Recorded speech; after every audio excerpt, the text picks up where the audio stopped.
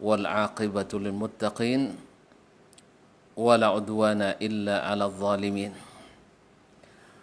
أشهد أن لا إله إلا الله وحده لا شريك له الملك الحق المبين وخالق الخلق أجمعين ورازقهم وما من دابة في الأرض إلا على الله رزقها ويعلم مستقرها ومستودعها كل في كتاب مبين وأشهد أن محمدا عبده ورسوله الصادق الوعد الأمين صلى الله عليه وعلى آله الطيبين وأزواجه الطاهرات أمهات المؤمنين ومن تبعهم بإحسان إلى يوم الدين أما بعد فأوصي نفسي وإياكم أيها المسلمون وأيتها المسلمات بتقوى الله عز وجل رب الأرض والسماوات فإنه قد فاز المتقون يا أيها الذين آمنوا اتقوا الله حق تقاته ولا تموتن إلا وأنتم مسلمون. Bapak-bapak dan ibu-ibu, saudara-saudara dan saudari-saudari, adik-adik dan anak-anak, para pendengar Radio Rabbani 91,1 FM atau yang menyaksikan melalui live streaming dimanapun berada, alhamdulillah, sungguh besar karunia Allah kepada kita. Kita masih diberikan kesempatan untuk menikmati indahnya beribadah, puasa dan ibadah lainnya di bulan Ramadan. Kita membayangkan berapa banyak hamba-hamba Allah yang telah mendahului kita atau yang baru saja meninggalkan kita. Mereka sangat berharap setelah mereka melihat di alam barzakh bahwa yang paling bermanfaat dan satu-satunya bermanfaat adalah amal saleh dan berbuat taat. Dan Ramadan ini adalah kesempatan emas, peluang besar, momen yang sangat mulia, dan hari ini kita diizinkannya untuk menikmati. Oleh itu saya mengajak diri saya, saudara-saudara semuanya dan saudari-saudari untuk benar-benar menghayati dan meresapi akan besarnya nikmat yang Allah berikan ini. Mudah-mudahan benar-benar kita bisa mengambil manfaat daripadanya dan dijauhkan dari segala mudarat yang mengakibatkan murka Allah kepada kita. Ma'asyiral muslimin, ma'asyiral muslimat yang dirahmati Allah, semoga selawat dan salam sama-sama pula kita sampaikan dan kita ucapkan kepada baginda Rasulullah, suri tauladan kita, imam dan ikutan kita, tempat memutuskan segala perselisihan di antara kita, yang membimbing kita ke jalan bahagia kita di dunia dan di akhirat kita. Harapan kita besar kepada Allah, mudah-mudahan Allah menjadikan kita sebagai pengikut Nabi alaihi salatu wassalam yang benar-benar setia, teguh dan tegar serta bersabar mengikuti jejak dan jalannya. Karena disitulah keselamatan yang sesungguhnya. Taraktukum alal bayda layluha kanahariha la yazighu anha illa halik. Aku tinggalkan kalian di atas jalan yang putih, terang benderang. Saking terangnya, malamnya saja seperti siang. Nah, siapa yang melenceng sedikit saja daripadanya pasti binasa. Kepada Allah kita memohon, mudah-mudahan kita diberikan kekuatan di tengah-tengah banyaknya panggilan, syubhat dan keinginan untuk menempuh jalan serta keluar dari sunnah Nabi alaihi salatu wassalam. Ma'asyiral muslimin, ma'asyiral muslimat, selanjutnya saya atas nama pribadi dan juga mewakili teman-teman di Radio Rabbani dan Kampar Mengaji serta yang menyiarkan kajian ini mengucapkan selamat menunaikan ibadah puasa sambil tetap bersemangat untuk menambah ilmu melalui kajian-kajian baik yang melalui Radio Rabbani ataupun lainnya, agar kita benar-benar mendapatkan keuntungan yang besar di musim yang besar seperti Ramadan ini. Dan jangan lupa pula mendoakan saudara-saudara, tuan-tuan dan puan yang ada di radio ini, mudah-mudahan Allah berikan taufik untuk menyajikan yang terbaik insya-Allah taala dan diberikan pahala yang melimpah hendaknya, amin. Ma'asyiral muslimin, tema kita mungkin selama Ramadan ini adalah menghidup Ramadan itu indah dengan menghidupkan sunnah. Sudah merupakan sesuatu yang kita ketahui bersama bahwasanya tidak ada Ramadan yang lebih indah dibanding dengan hari-hari yang dilalui oleh para sahabat bersama baginda Nabi sallallahu alaihi wasallam. Kenapa tidak kaum muslimin dan muslimat? Beliau adalah sebaik-baik hamba, bahkan sebaik-baik Rasul yang ilmunya tentang Allah melebihi semua makhluk Allah yang lain. Ilmunya tentang Allah dan tentang apa yang diridai, dicintai dan disukai Allah adalah lengkap. Dan keikhlasannya beribadah kepada Allah adalah di atas puncak. Maka Nabi SAW selalu mengingatkan bahwasanya bila ada seseorang yang ingin menempuh jalan yang tidak dia gariskan, dia katakan, ala inni a'lamukum billah wa atqakum lah. Ketahuilah bahwasanya aku adalah yang paling berilmu tentang Allah, yaitu berilmu tentang Allah, nama-namanya, sifat-sifatnya, dan paling tahu tentang apa yang diinginkan dan yang diharapkan Allah, yang diinginkan dan yang diridai Allah dari seorang hamba. Oleh sebab itu, karena dia sampai pada martabat ma'rifat yang benar-benar hakiki berdasarkan wahyu yang diterima oleh Nabi melalui malaikat Jibril alaihissalam, maka kaum muslimin dan muslimat yang dirahmati Allah Subhanahu wa taala,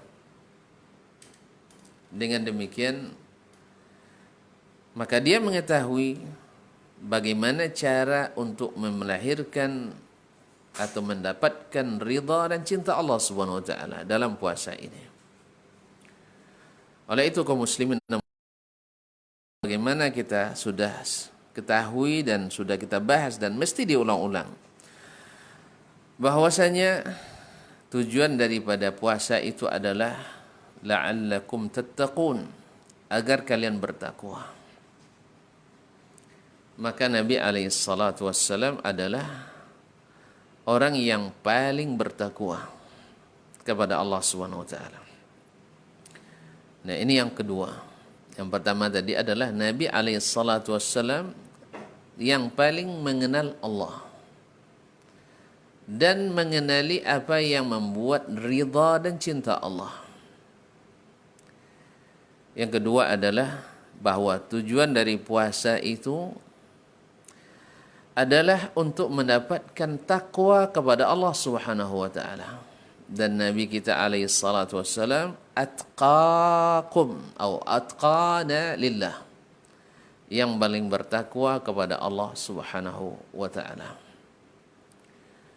Yang ketiga, kenapa kita mesti menghidupkan sunnah Nabi alaihi salatu wassalam? Karena memang tadi kita katakan bahwa Ramadan yang paling indah, yang paling bahagia itu adalah bersama Nabi alaihi salatu wassalam. Maka suatu amalan itu atau suatu pekerjaan atau profesi yang paling dibanggakan bukan hanya dari sisi kuantitas, tetapi adalah kualitas. Oleh itu kaum muslimin dan muslimat yang dirahmati Allah, selalu disebutkan dalam Al-Quran dan hadis bahwa yang menjadi patokan seseorang itu berhasil sukses adalah siapa yang terbaik di antaranya amalannya. Linabluwakum ayyukum ahsanu amala, supaya diuji siapa di antara kalian yang benar-benar paling baik amalannya. Mungkin sebagian kita pernah mendengar ungkapan tidak penting siapa yang terbaik, yang penting siapa yang mau berbuat baik. Wallahu alam, walaupun tidak kita katakan serta-merta salah 100% ungkapan ini, tetapi ada yang lebih baik, yaitu ungkapan Allah Subhanahu wa taala, liyabluwakum ayyukum ahsanu amala. Allah ingin menguji kalian yang menciptakan kebaikan dan keburukan, menciptakan hidup dan mati, untuk menguji siapa di antara kalian yang paling baik amalannya. Oleh sebab itu, seorang muslim, seorang mukmin, seorang muslimah dan mukminah beramal itu bukan sekedar menyelesaikan, bukan hanya sekedar melepas kewajiban atau sekedar melunaskan hutang. Tuan-tuan dan puan-puan pasti sepakat dengan saya. Kalau hanya tujuannya hanya sekedar melepaskan tugas, membayar utang, lalu tidak ada kelebihan.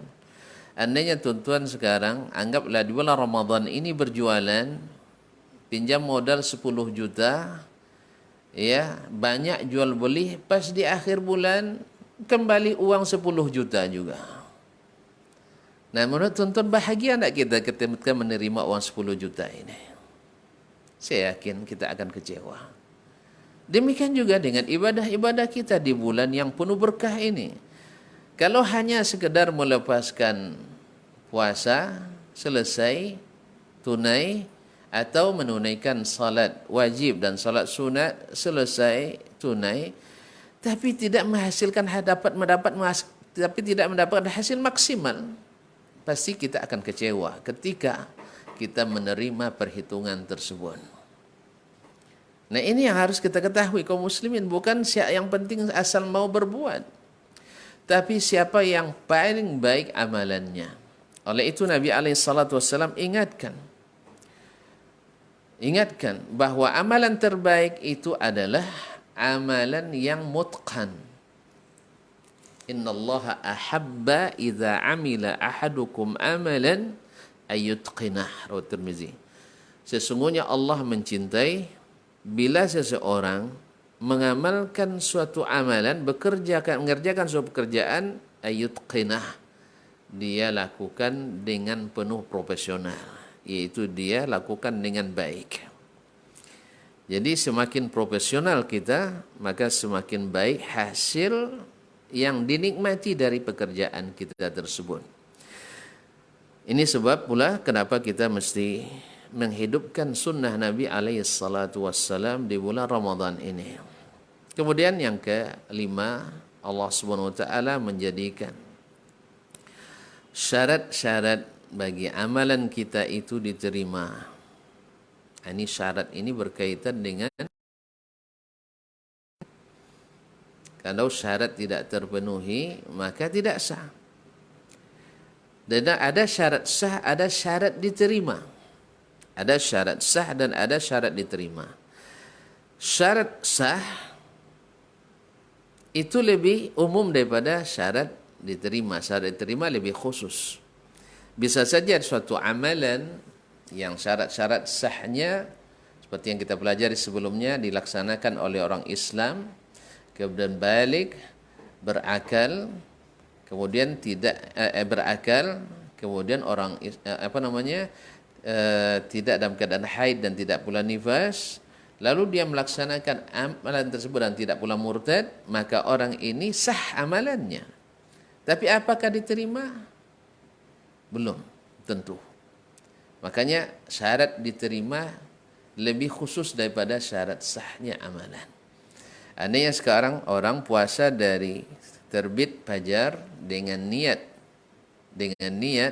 puasa, tak makan, tak minum sampai maghrib nanti. Lalu dia lakukan, kita katakan sah, diterima, wallahu alam. Karena kenapa? Karena ada syarat sah dan ada syarat diterima. Nah, Allah menjadikan syarat diterimanya amal. Dan kita tentu ingin amalan kita terima, tidak sekedar sah. Berapa banyak orang secara administratif sah dan tes lulus karena belum diterima. Makanya kaum muslimin dan muslimat dirahmati Allah SWT. Kenapa kita tidak boleh ria di dunia ini? Karena belum masa pengumuman hasil.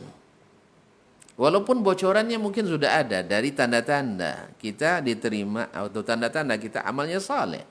Ya, kita sesuai dengan yang diajarkan, kemudian kita berniat karena Allah, tapi apakah betul niat kita benar?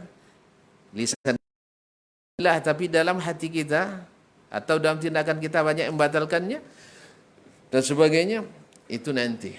Makanya tidak bisa diumumkan seseorang di dunia ini diterima amalnya atau ahli surga atau ahli neraka, tidak bisa kita umumkan kecuali dengan dalil dari Allah dan Rasulnya sallallahu alaihi wasallam. Walaupun secara umum kita katakan orang-orang yang muslim masuk surga, itu kita yakini. Tapi apakah si fulan langsung masuk surga, kita tidak bisa pastikan. Walaupun dah zahirnya dia orang taat. Nah, Allah jadikan syarat diterimanya amal itu dalam surat Al-Kahfi Allah sebutkan faman kana faman kana yuridu liqa'a rabbih falyamal amalan salihan. Qul innama ana basyarum mithlukum yuha ilayya annama ilahukum ilahu wahid faman kana yarju liqa'a rabbih falyamal amalan salihan wa la yusyrik bi ibadati rabbih ahada. Di akhir surah Al-Kahf. Barang siapa yang ingin liqa'a rabbih, bertemu dengan Rabbnya. Kenapa dia ingin bertemu dengan Rabbnya? Karena ada amalnya. Kalau orang-orang kafir tidak suka bertemu dengan Allah SWT, karena tidak ada yang mau diandalkan. Sama kalau kita ingin bertemu dengan seseorang, kalau ada yang diharapkan senang mau bertemu. Tapi kalau takut, tidak ada yang diharapkan, justru ada sesuatu yang dimurkai akan kita dapatkan, pasti kita tidak berharap bertemu. Makanya raja'u liqa'i rabbi, karena ada sesuatu yang sudah kita inikan. Nah, kalau supaya antum punya harapan ketika ingin bertemu dengan Allah SWT, maka apa yang harus disiapkan? Falyamal amalan salihan. Hendaklah dia mengamalkan amalan yang salih. Apa itu amalan salih? Wala yusyrik bi ibadati rabbih ahada. Jangan dia menyekutukan Allah dalam beribadah kepadanya. Nah, Berkata Al-Fudail ibn Iyad radhiyallahu rahimahullah taala, salah seorang ulama, seorang ahli zuhud yang dikenal dengan Abidul Haramaini, ahli ibadahnya dua tanah suci. Dia mengatakan, kaum muslimin dan muslimat dirahmati Allah, innal amala la yuqbal illa iza kana salihan. Amal itu tak akan diterima kecuali dia salih. Wala yakunu salihan illa an yakuna lillahi wa ala sunnati rasulillah. Dan tidaklah amal itu dikatakan salih kecuali ikhlas karena Allah dan mengikuti sunnah Rasulullah sallallahu alaihi wasallam. Jadi baru dikatakan salih. Wal amalu la yakunu salihan illa yakuna khalisan lillah wa ala sunnati Rasulillah. Wa la yakunu salihan. Naam. Al amalu idza kana khalisan wa la yakunu ala sunnah fala yuqbal. Amalan itu sekalipun ikhlas karena Allah tapi tidak berdasarkan sunnah Rasulullah sallallahu alaihi wasallam, la yuqbal, tak diterima. Wa idza kana ala sunnati Rasulillah sallallahu alaihi wasallam wa lam yakun khalisan liwajhillah, walaupun di atas sunnah tapi tidak ikhlas karena Allah, maka dia tidak diterima juga. Idzan la yuqbal hatta yakuna khalisan wa ala sunnah, dan tidak akan diterima kecuali yang ikhlas karena Allah dan yang di atas sunnah Rasulullah sallallahu alaihi wasallam. Ma'asyiral muslimin, ma'asyiral muslimat yang dirahmati Allah. Ini di antara alasan yang membuat kita kenapa menghidupkan sunnah di musim amal raya ini. Ada di antaranya yang lain adalah karena memang para ulama selalu merujuk kepada hadis-hadis Nabi alaihi salatu wassalam, mulai dari ulama zaman sahabat sampai kepada zaman kita yang setia dan terikat dengan sunnah-sunnah Nabi alaihi salatu wassalam. Ma'asyiral muslimin. Kemudian mungkin ada yang bertanya, apa yang dimaksud dengan sunnah? Apakah seperti kata para ulama ahli fikih, yaitu amalan yang bila dikerjakan berpahala, bila ditinggalkan tidak apa-apa? Walaupun definisi yang lebih pas sebenarnya, apalagi di zaman kita ini, orang yang meringan-ringankan perkara sunat, yaitu ma amarallahu bihi amran ghaira jazim, perintah Allah tapi tidak diwajibkan, diperintahkan tapi tidak diwajibkan. Sebagian ulama mendefinisikan bahwa sunnah itu adalah yang dikerjakan berpahala, ditinggalkan tidak berdosa, sehingga banyak yang memilih untuk meninggalkan. Nah, apakah ini yang dimaksud? Ataukah yang dimaksud dengan sunnah adalah menurut para ahli usul fiqh yang mengatakan ma jaa'a an-nabi sallallahu alaihi wasallam min qaulin aw fi'lin aw taqririn mimma yanbani alaihi hukmun syar'i, yaitu yang datang dari Nabi alaihi salatu wassalam berupa perkataan, perbuatan serta ketetapan atau persetujuannya yang di atasnya dibangun hukum syar'i. Ataukah sunnah menurut ulama akidah, yaitu fulanun ala sunnah, yaitu si fulan akidahnya akidah ahlus sunnah, yaitu yang berkaitan dengan akidah, artinya akidahnya seperti akidah Rasulullah sallallahu alaihi wasallam dan para sahabatnya. Ataukah yang dimaksud dengan sunnah Nabi alaihi salatu wassalam adalah, yang dimaksud adalah ma jaa 'anin nabi sallallahu alaihi wasallam min qaulin aw fi'lin aw taqririn aw sifatin, yang datang dari Rasulullah sallallahu alaihi wasallam, perkataan, perbuatan serta ketetapan atau persetujuan, walaupun bahkan sifat Nabi alaihi salatu wassalam masuk di dalamnya atau tidak. Ini definisi ulama ahli hadis.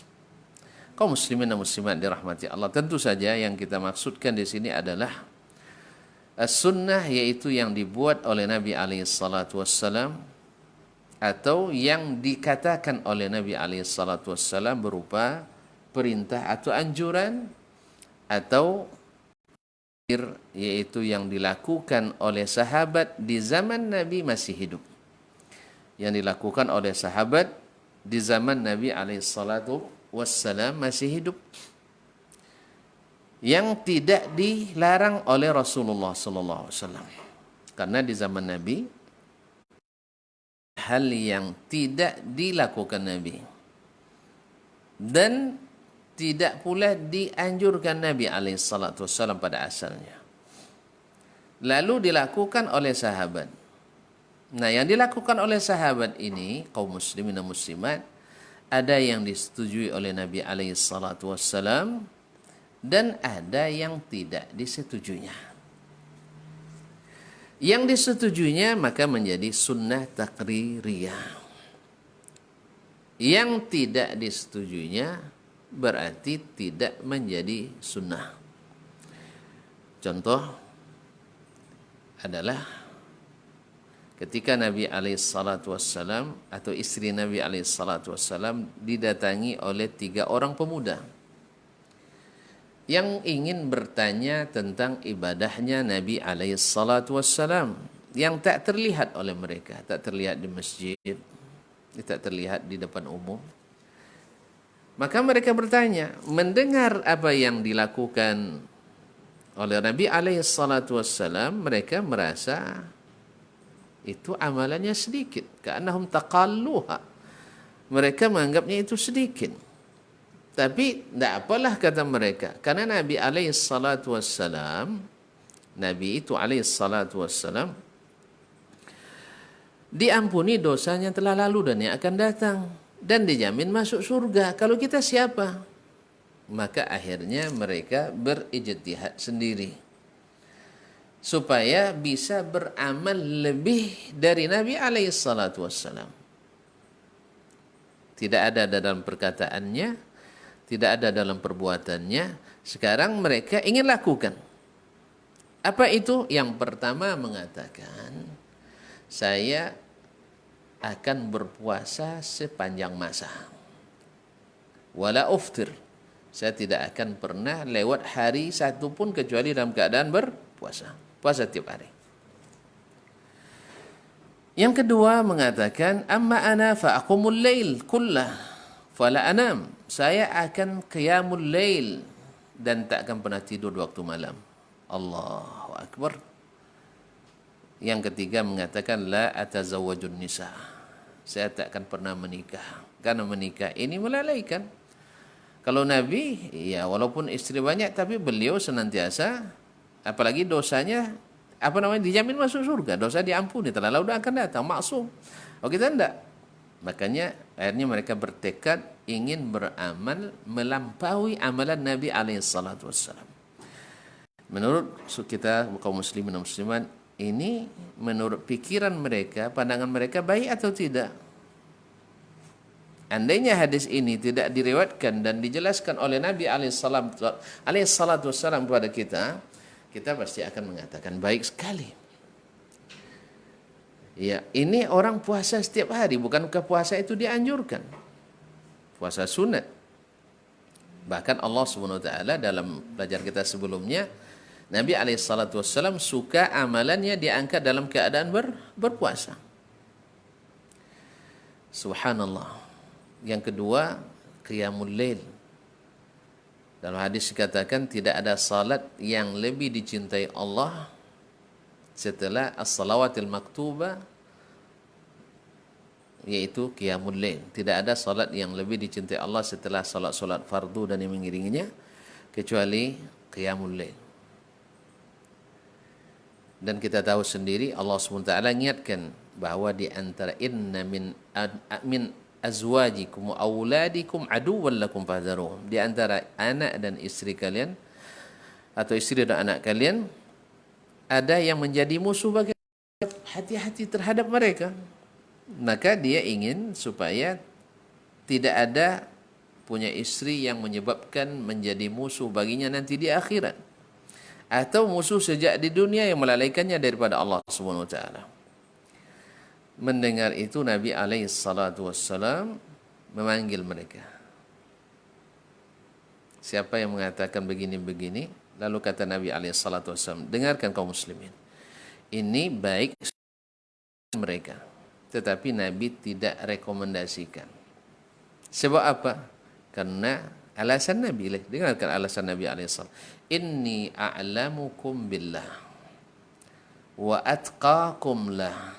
Saya adalah orang yang paling berilmu tentang Allah daripada kalian. Wa atqakum lahu, dan yang paling bertakwa kepadanya dibanding kalian. Lalu Nabi jelaskan, inni asumu wa aftir. Saya ada puasa, ada tidak. Wa aqumul lail wa anam. Saya juga bangun malam tapi juga tidur. Wa atazawwajun nisa. Dan saya menikah dengan banyak wanita. Bukan satu. Ya, banyak wanita. Tapi bisa menjadi orang paling bertakwa. Faman raghiba an sunnati falaysa minni. Siapa yang tidak suka kepada sunnahku, lihat kaum muslimin, saya pasti ingat bahwa sahabat itu tidak ada yang benci sunnah Nabi alaihissalatu wassalam. Lalu kenapa dikatakan raghiba, tidak suka sunnahku? Sebab meninggalkan sunnah Nabi diganti dengan amalan lain, sunnah yang lain, seolah-olah kita mengatakan lebih rendah nilainya.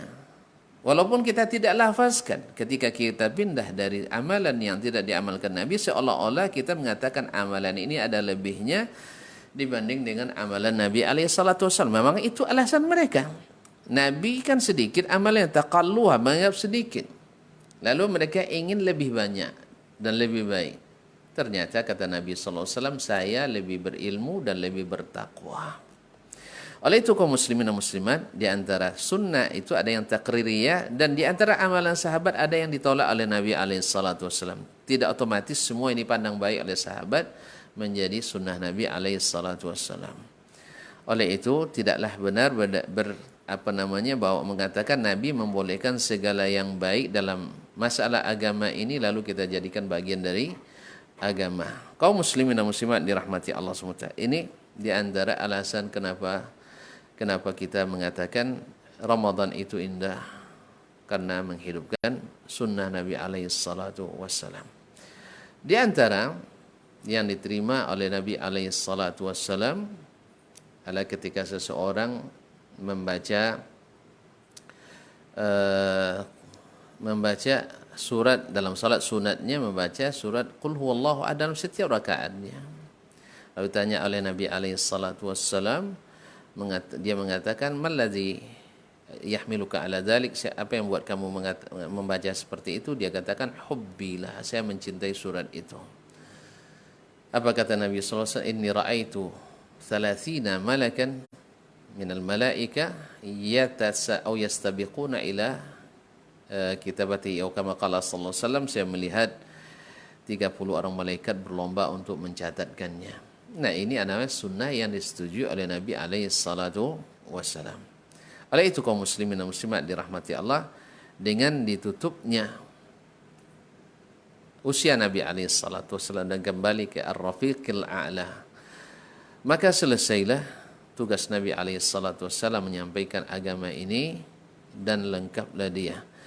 Oleh sebab itulah kenapa kita dengan menghidupkan sunnah makin indah insyaAllah, dengan alasan-alasan atau sebagian dari alasan yang kita sebutkan tersebut. Mudah-mudahan insyaAllah ta'ala kita ke depan akan melanjutkan hadis-hadis yang berkenaan dengan sunnah Nabi alaihissalatu wassalam di dalam bulan puasa ini.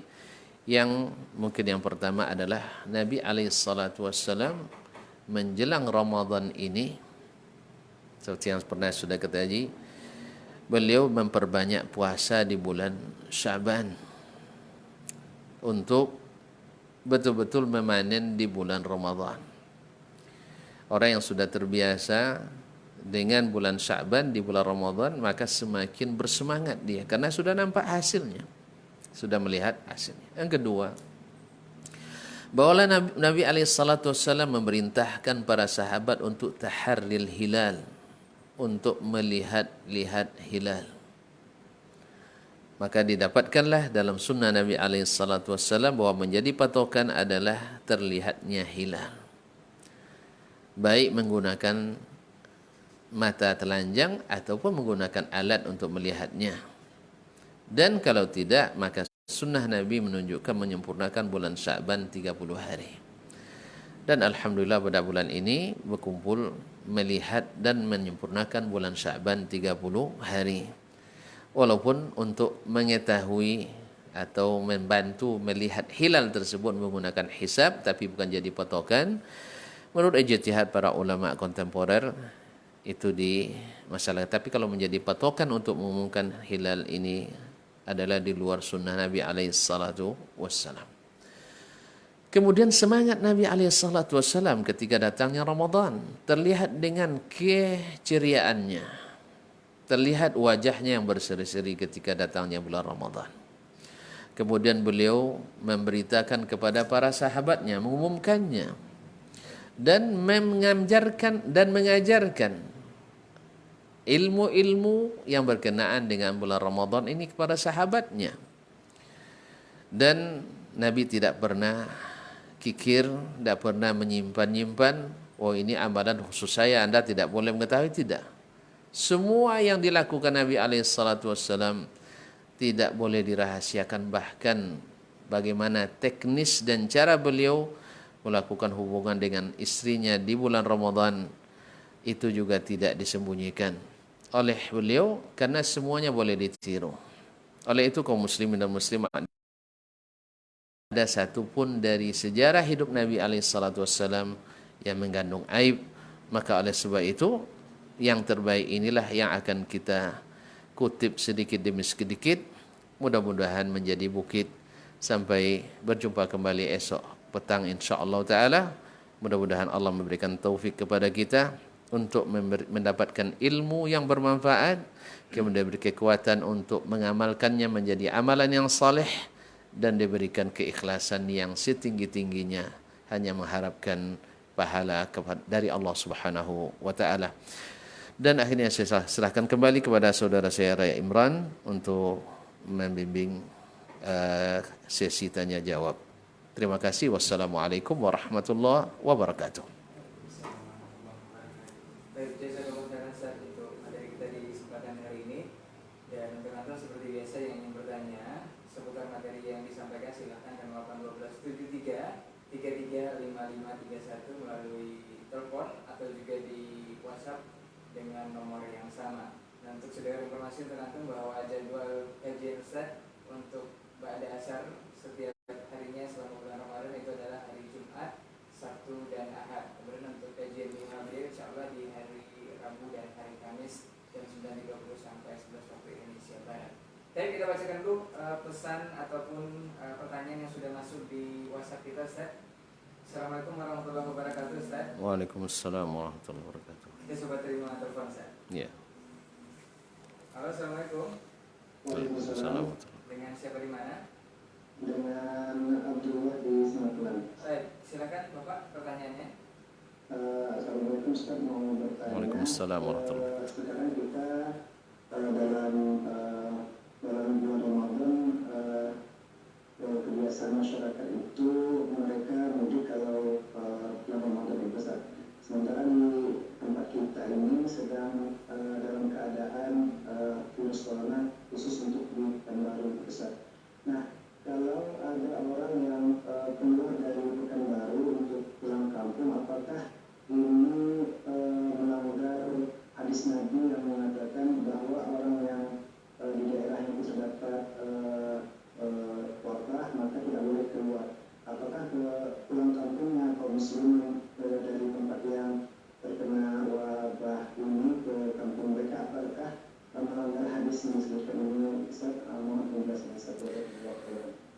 Jazakallah. Untuk Bapak Abdullah yang bertanya, mungkin bisa langsung ditanggapi, Ustaz. Baik, terima kasih Bapak Abdullah. Pertama, mudah-mudahan kita bisa bersabar menghadapi pandemi COVID-19 ini dan bersabar pula untuk mengikuti dan memperhatikan himbauan pemerintah, para ulama untuk segera mudah-mudahan tertangani dan terputus mata rantai ini. Dan salah satu daripada usaha kita yang diizinkan oleh syariat dan dianjurkan oleh Nabi kita alaihissalatu wassalam adalah bila kita berada di suatu negeri yang terjadi pandemi atau virus, maka kita dilarang untuk meninggalkan tempat itu. Dan bila kita berada di suatu tempat yang bebas, kita dilarang untuk memasukinya. Oleh sebab itu saya atau para ulama kita memang mengatakan bahwa bila seorang keluar dari daerah wabah, seperti kita Pekanbaru ini sudah dianggap sebagai zona merah, walaupun masih sebagian ada juga menganggap zona hijau. Ya begitulah kaum muslimin dan muslimat, negeri kita ini negerinya demokrasi sekali. Jadi memang nampaknya susah untuk disatukan. Tapi kita tetap menghimbau, mudah-mudahan Allah memberikan mereka hidayah. Nah, maka kita tidak bolehkan keluar dari sini. Maka bersabarlah dahulu daripada siapa tahu, dan kita tidak mengatakan pasti tidak. Tapi siapa tahu kita ternyata pulang itu pelukan kita membawa bencana bagi keluarga kita. Dan semoga saja tidak. Kecuali ada yang kebutuhan yang tak bisa ditinggalkan. Misalnya ada keluarga yang meninggal atau karena ada di sini tidak ada bahan makanan lalu diambil dari daerah yang ada, diangkut ke sini dan sebagainya. Dan tentu saja orang-orang yang bertugas atau tidak ada petugas kita yang punya kebutuhan khusus tersebut untuk yang seperti ini bolehkan. Wallahu taala alam. Baik, jazakallahu khairan untuk jawabannya, mudah-mudahan bisa dipahami oleh Bapak yang bertanya. Kita ke pertanyaan selanjutnya, kita ke pertanyaan WhatsApp. Assalamualaikum warahmatullahi wabarakatuh. Waalaikumsalam warahmatullahi wabarakatuh. Di bulan suci Ramadan ini, di saat wabah COVID-19 ini, kita dianjurkan atau memang ditekankan untuk sholat di rumah. Apalagi sholat tarawih yang memang hanya dalam bulan Ramadan bisa kita dapati, yang pahalanya memang luar biasa. Nah, untuk panduan sendiri Ustadz, apakah untuk kita yang awam ini yang diharuskan memang sebenarnya memang harus menjadi imam di rumah, sementara hafalan kita tidak banyak Ustadz? Yeah. Apakah kita boleh melihat mushaf Al-Quran atau seperti apa Ustaz? Ya memang ini membuat para suami gugup pada musim sekarang ini. Ya, karena memang rata-rata tidak siap. Rata-rata tidak siap menjadi imam. Karena biasanya jangankan untuk imam sholat, imam doa aja tidak biasa berdoa sendiri. Ini juga suatu pelajaran berharga bagi kita, mudah-mudahan jadi muhasabah juga dan murajaah bahwa kita memang harus punya hafalan. Kita harus akrab dengan Al-Quranul Karim. Karena hati yang tidak ada hafalannya seperti rumah kosong yang ditinggalkan. Sebaliknya, hati yang ada Al-Quran ada rumah yang diisi dan disiarkan. Oleh sebab itu, mudah-mudahan Allah SWT menjadikan ini kesempatan emas bagi para orang tua, para anak, para calon orang tua untuk menambah hafalan atau murajaahnya. Adapun kalau di antara yang ada di rumah itu kita yang paling bagus bacaannya, ternyata kita yang paling bagus itu tidak ada pula hafalannya kecuali Al-Fatihah, Qul Huwallahu Ahad. Dan tentu saja bagaimanapun ya makmum bosan juga dengan Qul Huwallahu setiap rakaat kan? Iya, mungkin maka dalam hal ini kalau memang ada kesepakatan dengan keluarga itu untuk menamatkan Al-Qur'an, ya walaupun sah saja salat, wa faqra'u ma tayassara minal Qur'an yang semudah. Jadi panjang aja sujud dan rukuknya dan qunutnya dan sebagainya. Tetapi mungkin barangkali karena ingin seluruh Al-Quran dari awal sampai akhir, maka para ulama membolehkan bagi imam untuk membaca dari mushaf. Maka silakan beri standar di depannya, Quran yang hurufnya besar, ya mungkin satu halaman satu rakaat atau setengah halaman tergantung kesanggupan keluarga tersebut untuk melakukan qiyamul lail. Diriwayatkan dari Al-Hasan Al-Basri rahimahullah taala, Sayyidut Tabi'in, bahwa beliau mengatakan boleh bagi seorang imam untuk membaca dari mushaf. Kalau makmum enggak. Kalau makmum tidak, karena tidak ada kebutuhannya. Kecuali makmum yang bertugas memperbaiki bacaan imam. Tapi kalau memang imamnya sudah bagus bacaannya, tidak perlu lagi memegang mushaf, hanya diberikan imam. Wallahu taala alam. Baik, jazakumullah khairan Ustaz untuk jawabannya, mudah-mudahan bisa dipahami oleh semua kita. Baik, kita ke pertanyaan selanjutnya Ustaz. Assalamualaikum warahmatullahi wabarakatuh Ustaz. Waalaikumsalam warahmatullahi wabarakatuh. Izin bertanya Ustaz, apakah benar orang yang meninggal di bulan suci Ramadan ini ada keistimewaan Ustaz? Apakah benar dosanya diampuni atau memiliki suatu keutamaan ketika meninggal di bulan suci Ramadan? Mohon penjelasannya Ustaz. Jazakallahu khairan. Ya, secara khusus saya tidak tahu atau saya tidak ingat dalilnya, tapi meninggal di waktu yang baik dalam keadaan beramal saleh adalah salah satu daripada tanda husnul khatimah. Adapun apakah ada hadisnya, saya tidak ingat saat ini atau tidak tahu. Wallahu taala. Baik, jazakallahu khairan untuk jawabannya. Mudah-mudahan bisa dipahami yang bertanya. Kita ke pertanyaan selanjutnya. Assalamualaikum warahmatullahi wabarakatuh Ustaz. Assalamualaikum. Alhamdulillah kita sudah disampaikan ke bulan suci Ramadan. Alhamdulillah. Mau bertanya Ustaz, apakah benar hadis yang mengatakan makanlah sebelum lapar dan berhentilah sebelum kenyang? Apakah ini benar hadis Rasulullah atau seperti apa Ustaz? Wallahu alam, ini sepertinya pepatah. Ya, saya tidak tahu kesahihannya, tapi yang jelas ini hadis sepertinya pepatah Arab lama gitu. Nahnu qaumun la na'kul hatta naju' wala nantahi hatta wala nashbah. Nah, kami bila tidak makan kecuali sudah lapar dan tidak selesai kecuali sebelum kenyang. Sebelum kenyang. Wallahu a'lam. Baik. Satu pertanyaan lagi Ustaz. Assalamualaikum Ustaz. Mohon penjelasannya Ustaz. Malam Lailatul Qadar itu apakah ada ciri-ciri alami atau ada tanda-tanda alam yang terjadi sebelum malam Lailatul Qadar itu Ustaz? Nah, Ustaz. Ciri-ciri alaminya dijelaskan oleh Nabi SAW, cari di malam-malam ganjil. Ini kan ciri-ciri alaminya, karena di malam-malam ganjil qadar. Yang kedua, sebagian ulama menyebutkan karena dalam surat Al-Qadar tanazzalul malaikat warruhu fiha biizni rabbihim min kulli amr, pada malam itu turun para malaikat dengan segala urusan, karena malam besar malam itu. Nah, ketika siang hari, ketika matahari terbit, cahayanya tidak begitu bersinar. Karena apa? Karena banyaknya malaikat yang kembali sehingga sinar matahari terhalang oleh bayang-bayang mereka. Wallahu a'lam, ini diantara yang disebutkan oleh para ulama. Baik, jazakallahu khairan Ustaz untuk jawabannya, dan juga jazakumullah khairan untuk antum yang bertanya. Itu sepertinya pertanyaan terakhir, dan sampai di sini materi kita untuk kesempatan hari ini. Mudah-mudahan bisa bermanfaat untuk kita semua. Insyaallah kita akan ketemu esok hari di jam dan frekuensi yang sama, dan juga Anda bisa menyaksikan lewat laman Facebook kita, juga di Kamar Mengaji, dan juga di akun pribadi Dr. Dasmania Yama di SCM Hafizahullah Ta'ala. Kita kelar di program ini untuk hari ini. Apa untuk semua salah kata yang kita bicara, kita tutup dengan doa kepada Allah. Bihamdika asyhadu an la ilaha illa anta astaghfiruka wa atubu ilaik. Assalamualaikum warahmatullahi wabarakatuh. Waalaikumsalam warahmatullahi wabarakatuh.